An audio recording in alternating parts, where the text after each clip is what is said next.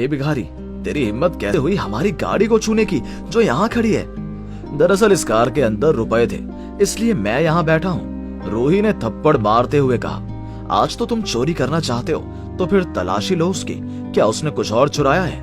नहीं मैडम, मैंने चोरी नहीं की है। आप मेरी तलाशी ले सकते हैं। निकल यहाँ से, गाड़ी के आसपास भी भटकना नहीं चाहिए। भिखारी चोर कहीं का। दिनेश आगे जाकर देखता है तो गाड़ी का दरवाजा खुला था, यानी वो दरवाजा और शीशा बंद करना भूल गया था। तभी दिनेश को याद आता है कि वो यहाँ आते ही एक पुराने दोस्त से मिल गया था और इस हड़बड़ी में दिनेश कार के दरवाजे पर शीशा चढ़ाना भूल गया। वहाँ उसने रूबी को खड़ा देखा तो रूबी बैग के अंदर पैसे देख रही थी। तब दिनेश को महसूस हुआ कि वो आदमी उसे चुराने के लिए नहीं बल्कि उसकी रक्षा करने के लिए बैठा था। मामला क्या है? तुम कार में क्यों नहीं बैठते?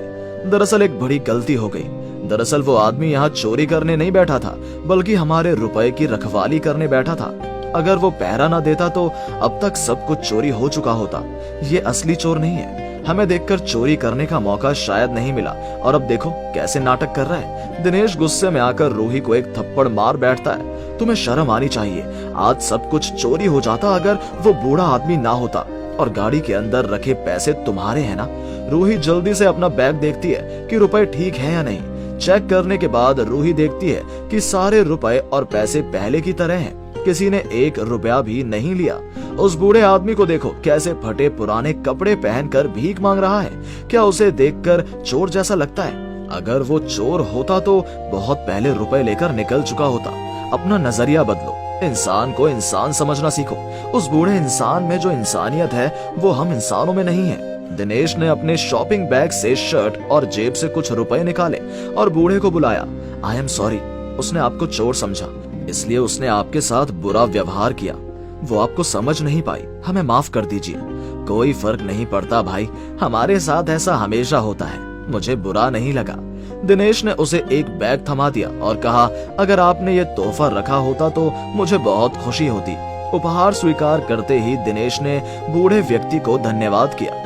हमारी कार की देखभाल करने के लिए आपका बहुत बहुत शुक्रिया। मैंने इंसानियत के लिए ऐसा किया है, किसी उपहार के लिए नहीं। फिर भी आपका बहुत बहुत धन्यवाद। जैसे ही दिनेश कार में लौटता है रूही उससे माफी मांगती है। दरअसल मुझे पता नहीं था इतने सारे बुरे लोगों में अच्छे लोगों की पहचान करना मुश्किल है, तो मुझे माफ कर दो। दिनेश कहता है, ऐसे अच्छे इंसान दुनिया में हैं तभी दुनिया चल रही है। उधर भिखारी अकेला बैठा हुआ था और वो बैग खोलकर देखता है तो उस बैग में बहुत रुपए थे। उसने हाथ उठाकर भगवान से दुआ मांगी।